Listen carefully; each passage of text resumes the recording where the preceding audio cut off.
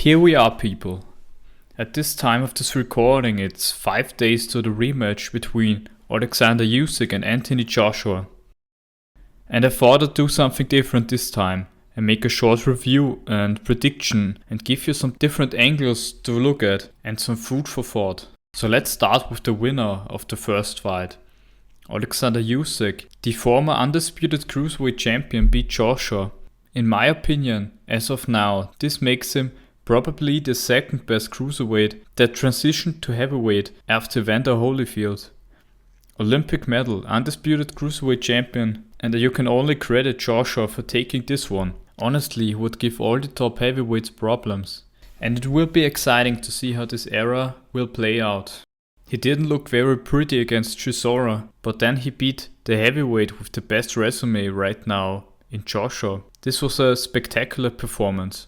The short version of the first fight is that Usyk within the first few seconds of the first round implemented his perfect fencing game. He was moving, feinting upstairs, downstairs and touching Joshua early with the left hand. He also controlled the southpaw angle for most of the bout. He managed to hit and hurt AG pretty early with a straight left. The gap of skill between the two becomes apparent in situations like these.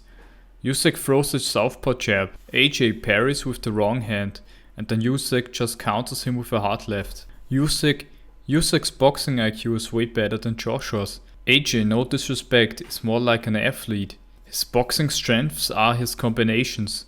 Since his loss against Ruiz, he has improved his, what I call the big man's game, jabbing, controlling the distance, but this game wasn't enough to hold back Usyk in the first fight.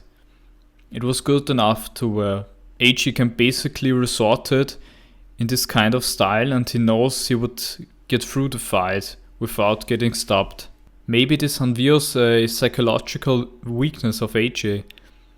He can't adapt tactically or technically on the spot like one of the greats. Like a Mayweather, for example, when he fought Sugar Shane Mosley. He also doesn't have this warrior spirit anymore that he used to have in his early career. Again, no disrespect, compared to an average guy, he has extreme levels of confidence and spirit, but on the elite level you need more. And as of right now, he's fighting an elite opponent in Oleksandr Usyk, who can be considered as a modern great. Everything is so close at the top level of any sport. 1 second in boxing can make the difference.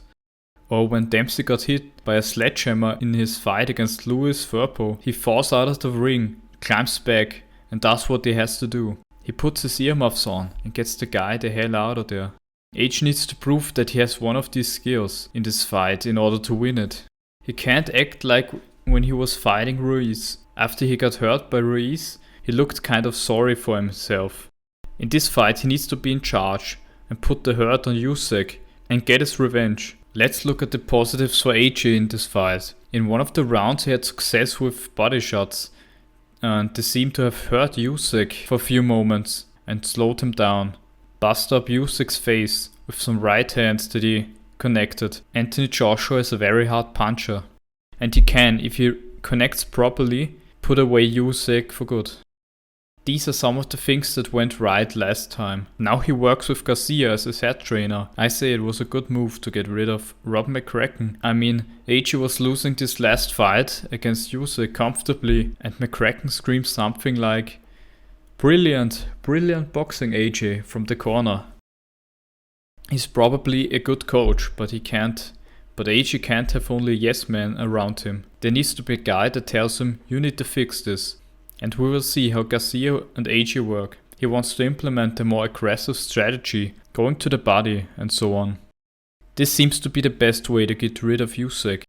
If you look at Usyk fights, he seems to have a very solid chin, but his body could be his weakness. Is this the Achilles heel that Joshua seeks? Years ago, Usyk got dropped by Beterbiev in an amateur fight. Maybe another alternative strategy. With him being faster this time and Usyk being heavier than last time, he can win enough rounds by using a big man style like Klitschko against Usyk. Stiff jab, and then hold, and then maybe manhandle the guy. Maybe this could work under these new circumstances. He's a bigger man and he has the longer reach, and he needs to utilize that more. Also, if you look at the photos and the footage released by the Joshua team, he's looking way slimmer with less muscle. So that's why we'll see a faster Joshua in my opinion. He also will have more stamina because all the excess muscle trains you in a fight and reduces your stamina. Looking at the training camp, signs look good for Joshua. Usyk's team have put this narrative that Usyk will be heavier this time, saying something like he put on 15 kilos of muscle. But this sounds to me like some kind of a translation error. But he definitely put on muscle during training camp, judging by the pictures. Or maybe this is all just speculation by us, and in reality the weight is different, because we can only judge the pictures. And on the way in of the fight we will see what the real strategies of the fighters are. So is Usyk putting on muscle because he feels confident he can put away Joshua? Or is this because he doesn't trust the judges to give him a decision again, and that's why he puts on the muscle to have more power? These are like the questions that you have to ask. Maybe this will backfire even, and the faster AJ wins the fight, or has more opportunities to counter Usyk. After all, when Usyk stands there and throws his combination, it doesn't move that much and could be open to the body or the chin. But if you believe the Usyk team, their goal is it to put away Joshua early this time. Another aspect is, how did the war in Usyk's home country affect him mentally? Is his mind on the fight, or is it distracted? Or will this even inspire an even greater performance than last time? We will see the outcome on August the 20th. Okay, now let's go on to the prediction. It's very clear that the boxing politics are probably gonna influence this bout in whatever shape or form, because the zone that have recently signed AJ would not like to see AJ losing and losing his financial value. And because the heavyweight scene right now is very much dominated by the British, a fight between Anthony Joshua and Tyson Fury for the undisputed title in Britain would be much more financially viable than a fight between Usyk and Tyson Fury maybe in Saudi Arabia. I'm going to fight outside the ring for him, and I'm going to be boosting him whenever I can spiritually, but he's got to do the thing inside them 4 ropes. He's got to be the one to bring it home. And if he wants it, bad enough, he'll bring it home. In fact, I'm going to bring Tyson Fury out of retirement.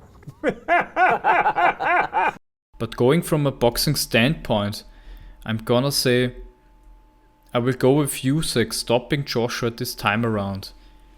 Judging by the first fight and how easy Usyk dominated Joshua in the end, it would be hard to pick Joshua as from a boxing standpoint, so I'm gonna pick Usyk.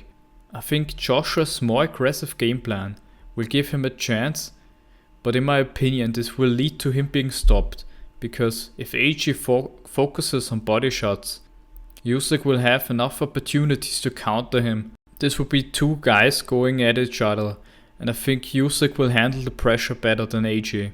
He thrives under going into other people's backyards and beating them up. Even though Saudi Arabia isn't exactly AJ's backyard, but AJ has fought more often in Saudi Arabia. Maybe another advantage of AJ is that he is more accustomed to the heat in Saudi Arabia.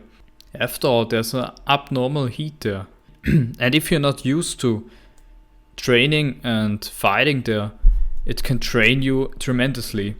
And maybe Joshua can gain some kind of a stamina advantage there. I think Joshua will focus on body shots against Usyk, and I think Usyk then will have enough opportunities to counter him. So I say a TKO victory by Usyk in round 8 is what I'm going with. If Joshua wins, I could only see it happening with body shots or some kind of strange decision that I'm anticipating because of the boxing politics. And I'm going to be boosting whenever I can spiritually. When Joshua can pick the perfect time to make a rally and unload some of his furious combinations, like against Klitschko, he can win and stop Usyk in this combination. But if he fails to do so, he's very vulnerable and can always gas after these kind of attacks, and Usyk won't let him get away with it and take 1 or 2 rounds off. he would be standing there and trying to get rid of him himself. I think either way it will probably end in a knockout. It's gonna be a very exciting fight to watch, also for casual viewers. Now tell me your thoughts in the comments and tell me who and how he is winning this fight. Potentially we will see the winner of this fight against Tyson Fury for undisputed, probably also in Saudi Arabia. If you want to know how to watch this fight, I've heard a rumor that the Saudis have given Usyk the rights to this fight, and Oleksandr Usyk is allegedly going to stream live on his YouTube channel. But you can only see the fight if you are located in Ukraine. But from my understanding, you could use a VPN service to change your location to Ukraine and then watch it. Allegedly, whatever. Maybe it works, maybe it won't, but I guess you will find yourself a working stream or watch it on pay-per-view or the next day. Okay, I'm gonna end it now. Thank you for listening so far and tell me what you think. My next video is gonna be Floyd Patterson documentary, and here's a short teaser. I will see you in the next video. You can watch all my Colorized fights on my second channel, and I wanna thank you for watching. Peace.